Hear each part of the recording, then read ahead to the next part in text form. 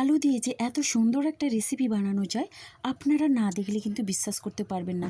এটা খেতে এতটাই টেস্টি লাগে দুপুরে গরম ভাতের সাথে, এমনকি রুটির সাথে। তো নমস্কার বন্ধুরা, মনীষা রান্নাঘরে সবাইকে স্বাগত। প্রতিদিনের মতো চলে এলাম আবার একটা রেসিপি নিয়ে। আশা করি আপনাদের ভীষণ ভালো লাগবে। আজ আমি আলু দিয়ে এমন একটা রেসিপি শেয়ার করছি যেটা কিন্তু বন্ধুরা একবার খাওয়ার পরে মুখের স্বাদ লেগে থাকবে। বাচ্চা থেকে বড় সবাই কিন্তু চেটে পুটে খাবে। তো আলুর এই রেসিপির জন্য প্রথমেই মাঝারি সাইজের দুটো আলু আগের থেকে খোসা ছাড়িয়ে বেশ ভালোভাবে ধুয়ে পরিষ্কার করে রেখেছিলাম। এখন দেখুন আলুগুলোকে এইভাবে ডুমো ডুমো করে কেটে নিচ্ছি। দুটো আলু কিন্তু আমার কাটা হয়ে গেছে। আর এখন আমি আলুগুলো একটা বাটির মধ্যে তুলে নিচ্ছি। এবার আলুগুলোকে একটু ধুয়ে নেব।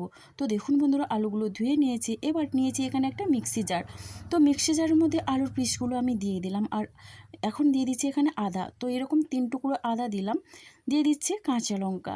এখানে বেশ কয়েকটা কাঁচা লঙ্কা দিয়ে দিলাম, 5টা 6টার মতো কাঁচা লঙ্কা দিলাম। এখন আমি এটা পেস্ট তৈরি করে নেব। তো তার আগে দিয়ে দিচ্ছি বেসন। তো এখানে 2 চামচ পরিমাণে বেসন দিলাম। বেসন দিয়ে কিন্তু আমি জল ছাড়া পেস্ট করব। তো দেখুন এখানে কিন্তু পেস্ট তৈরি হয়ে গেছে। তো এখন আমি একটা পাত্রের মধ্যে এই পেস্টটা ঢেলে নিচ্ছি। আলুর অনেক রকমের রেসিপি খেয়েছেন, তবে এইভাবে একবার বানিয়ে দেখবেন। এটা কিন্তু একবার খাওয়ার পরে বারবার খেতে মন চাইবে। দেখুন এখন একটা চামচ দিয়ে বেশ ভালোভাবে মিশিয়ে নিচ্ছি।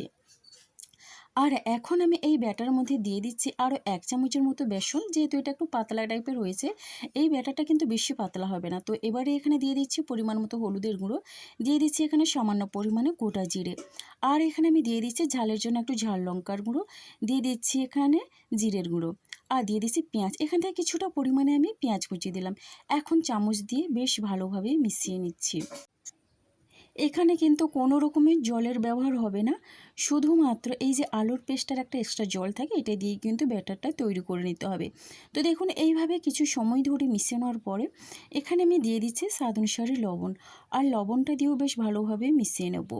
বাড়িতে যখন কোনো কিছু থাকবে না, মাছ মাংস সবজি, তখন কিন্তু আলু দিয়ে আর সামান্য একটু বেসন দিয়ে এই রেসিপিটা তৈরি করে নিতে পারেন ঝটপট। এটা কিন্তু দারুণ সুস্বাদু লাগে খেতে। শুধুমাত্র এটা দিয়ে কিন্তু সমস্ত ভাত খেয়ে নিতে পারবেন। বাচ্চারাও কিন্তু একবার খাওয়ার পরে বারবার খেতে চাইবে। তো দেখুন এইভাবে কিছু সময় ধরে আমি মিশিয়ে নিলাম লবণটা দিয়ে। তবে এটা কিন্তু কোনো রকমে আমি রেস্টে রাখবো না, এটা কিন্তু সাথে সাথেই আমি তৈরি করে নেব। তো তার জন্য গ্যাসে একটা কড়াই বসিয়ে দিয়েছি, পরিমাণ মতো দিয়ে দিলাম সর্ষের তেল। তেলটাকে বেশ ভালোভাবে গরম করে নিচ্ছি। আর এখন কিন্তু আমি আলুর বড়া বানিয়ে নেব। তো দেখুন এখন আমি তেলটা গরম করে নেওয়ার পরে ছোট ছোট করে আমি বড়া বসিয়ে দেবো। তবে দেখুন এখানে কিন্তু বড়াগুলো বানানোর আগে বেশ ভালোভাবে একটু চামচ দিয়ে মিশিয়ে নিতে হবে। এখন আমি অল্প অল্প করে দিয়ে দিচ্ছি। আমি কিন্তু ছোট ছোট বড়া ভেজে নেব প্রথমে। আমি কিন্তু হাত দিয়ে ছোট ছোট বড়া দিচ্ছি, আপনারা চাইলে কিন্তু এখানে চামচ দিয়েও বানিয়ে নিতে পারেন। এখানে কিন্তু এই বড়াগুলো যদি এইভাবে ভেজে রান্না করেন তাহলে কিন্তু ভীষণ ভালো লাগবে। আপনারা যদি ভেজে রান্না করতে না চান তাহলে কিন্তু এগুলো একটু ভাপিয়েও নিতে পারেন, ভীষণই ভালো হয়। তো দেখুন এখন আমি এখানে 1 থেকে 1.5 মিনিটের মতো মিডিয়াম ফ্লেমে হতে দিলাম। তো এখন উল্টে নিচ্ছি। আর উল্টে পাল্টে এইভাবে একটু লাল লাল করে ভেজে নেব। একটু লাল করে ভাজলে কিন্তু ভীষণই টেস্টি হয়। আর এই বড়াগুলো তো আমি ঝোল বানাবো, তবে আপনারা চাইলে এটা শুধু মুখেও খেতে পারেন। শুধু মুখেও কিন্তু দারুণ লাগে খেতে, সন্ধ্যের স্ন্যাক্স হিসেবেও এটা খেতে পারেন। তো দেখুন এইভাবে উল্টে পাল্টে লাল লাল করে ভেজে নিয়েছি। প্রত্যেকটা বড়া কিন্তু এখানে খুব সুন্দরভাবেই ভাজা হয়ে গেছে। এখন আমি বড়াগুলো তুলে নেব। আর এটা কিন্তু মিডিয়াম ফ্লেমে রেখে ভেজে নিতে হবে, কোনো রকম গ্যাসের ফ্লেমটা হাইতে রাখা যাবে না। দেখুন বড়াগুলো তুলে নিচ্ছি তেল ঝরিয়ে। আর দেখেই বুঝতে পারছেন বড়াগুলো কতটা লোভনীয় হয়েছে। আর এটা যখন রান্না করা হয়ে যাবে তখন কিন্তু খেতে আরও বেশি ভালো লাগবে।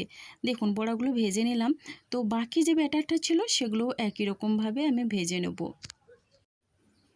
আলু দিয়ে এই রেসিপিটা বানিয়ে যদি সবাইকে খাওয়ান, কেউ কিন্তু বিশ্বাস করতে চাইবে না যে এটা আলুর তৈরি রেসিপি।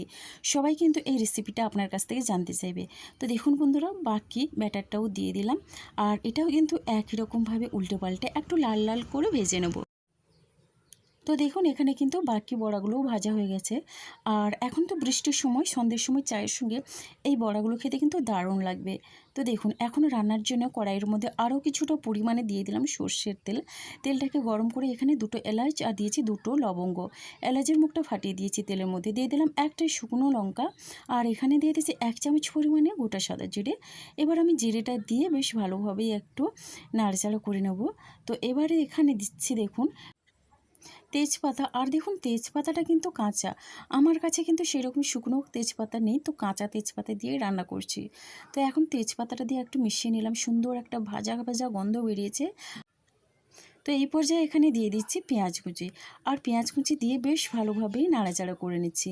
পেঁয়াজটাকে কিন্তু প্রথমে একটু ভেজে নিতে হবে, আর পেঁয়াজের মধ্যে যেন কোনো রকমের কাঁচা গন্ধ না থাকে। দেখুন এইভাবে এখানে 1.5 থেকে 2 মিনিটের মতো মিডিয়াম ফ্লেমে রেখে নাড়াচাড়া করে পেঁয়াজটাকে আমি হালকা করে ভেজে নিয়েছি। আর এখন আমি এখানে দিয়ে দিচ্ছি আদা রসুন বাটা 1 চামচ পরিমাণে, আদা বাটা 1 চামচ পরিমাণে, রসুন বাটা দিয়ে দিলাম। আর আদা রসুন বাটা দিয়েও বেশ ভালোভাবেই নাড়াচাড়া করে নেব।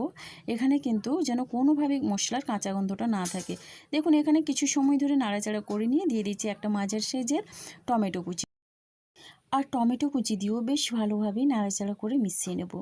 তো দেখুন বন্ধুরা, এখানে কিন্তু আমি কোনো রকমের কিছু মশলার অ্যাড করছি না। এইভাবে কিছু সময় ধরে মিশিয়ে নেওয়ার পরে দিয়ে দিচ্ছি এখানে জল। তো প্রথমে কিন্তু এখানে 1/2 কাপের মতো জল দিলাম, আর জলটা দিয়ে বেশ ভালোভাবে মিশিয়ে নিলাম। তো এই পদ্ধতিতে যদি আলুর এই রেসিপিটা তৈরি করা যায় তাহলে কিন্তু খেতে ভীষণ ভালো লাগে। এবার দেখুন এখানে কিন্তু ঝোলটা একটু ফুটে আসলে দিয়ে দিচ্ছি গুঁড়ো মশলা। তো হলুদের গুঁড়ো দিয়ে দিলাম পরিমাণ মতো, দিয়ে দিচ্ছি এখানে 1 চামচ পরিমাণে ঝাল লঙ্কার গুঁড়ো, দিয়ে দিচ্ছি এখানে জিরের গুঁড়ো, আর দিয়ে দিলাম এখানে ধনে গুঁড়ো। এখন আমি গুঁড়ো মশলাগুলো দিয়ে বেশ ভালোভাবে নাড়াচাড়া করে মিশিয়ে নেব। তো একই রান্না যদি পদ্ধতি চেঞ্জ করে রান্না করা যায় তাহলে কিন্তু দারুণ লাগে খেতে। তো দেখুন এখন মিশিয়ে নেওয়ার পরে ঢাকনা দিয়ে 2 থেকে 3 মিনিটের মতো এটা আমি লো টু মিডিয়াম ফ্লেমে রান্না হতে দেবো। তো দেখুন ঢাকনাটা খুলে একটু নাড়াচাড়া করে মিশিয়ে নেব। মশলা থেকে কিন্তু সুন্দর একটা কালার ছেড়েছে। গ্যাসের ফ্লেমটা কিন্তু এখানে আমি মিডিয়ামে রেখেছি, আর মিডিয়ামে রেখে অনবরত নাড়াচাড়া করে মশলাটাকে কষিয়ে নেব। মশলা যত ভালোভাবে কষানো হবে রেসিপির স্বাদটাও কিন্তু দুর্দান্ত হবে। তো দেখুন এইভাবে কিছু সময় ধরে মিশিয়ে নিচ্ছি, আর টমেটোগুলো কিন্তু একেবারে গলে গেছে। তো এবারে এখানে দেখুন একটু নাড়াচাড়া করে মশলাটাকে একটু শুকনো শুকনো ভাজা ভাজা টাইপের করে নিয়েছি। আর এবারে রান্নার জন্য এখানে দিয়ে দিচ্ছি পরিমাণ মতো জল। তো প্রথমেই আমি এখানে 1 কাপের মতো জল দিলাম, আর জলটা দিয়ে বেশ ভালোভাবে মিশিয়ে নিচ্ছি। মশলাটাকে কিন্তু জলের সাথে বেশ ভালোভাবে মিশিয়ে নিতে হবে। আর এখানে কিন্তু আলুর সাথে যেহেতু আমি বেসন দিয়েছি তার জন্য একটু জলটা লাগবে বেশি পরিমাণে, তার জন্য এখানে আরও 1/2 কাপের মতো জল দিয়ে বেশ ভালোভাবে মিশিয়ে নিচ্ছি। এমনিতেই বেসন দিয়ে রান্না করলে কিন্তু ঝোলটা অনেকটা পরিমাণে টানে। তো দেখুন আমি এখানে জলটা দিয়ে আর দিয়ে দিচ্ছি স্বাদ অনুসারে লবণ, আর লবণটা দিয়েও বেশ ভালোভাবেই মিশিয়ে নেব। তো দেখুন এইভাবে কিছু সময় ধরে মিশিয়ে নেওয়ার পরে এখানে কিন্তু পুরোপুরি ঝোলটাকে রান্না হতে দেবো 2 থেকে 3 মিনিটের মতো ঢাকনা চাপা দিয়ে। তো দেখুন এখানে 3 মিনিট পরে ঢাকনাটা খুলে এখন বেশ ভালোভাবে খুন্তি দিয়ে একটু মিশিয়ে নিচ্ছি।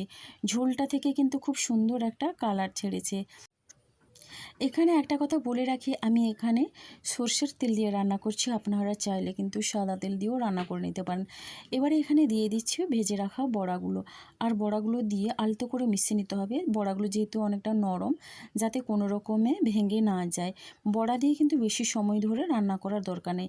এখানে কিন্তু 1.5 থেকে 2 মিনিটের মতো মিডিয়াম ফ্লেমে রান্না করে নিলেই হবে, ঝটপট কিন্তু রান্নাটা হয়ে যায়। 2 মিনিটের মতো আমি রান্না করে নিয়েছিলাম। দেখুন বন্ধুরা, বড়াটা কিন্তু অনেকটা পরিমাণে ঝোল টেনে নিয়েছে।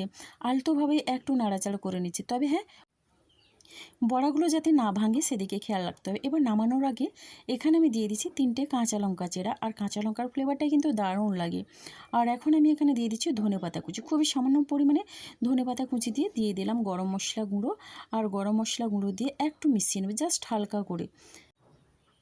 আর এখানে এটা মিশিয়ে নেওয়ার পর আর কিন্তু রান্না করব না, গ্যাসটা একেবারে বন্ধ করে দিয়ে ঢাকনা চাপা দিয়ে স্ট্যান্ডিং টাইমের জন্য 5 মিনিট রেখে আমি পরিবেশন করে নিয়েছি। আর কতটা লোভনীয় হয়েছে দেখেই বুঝতে পারছেন।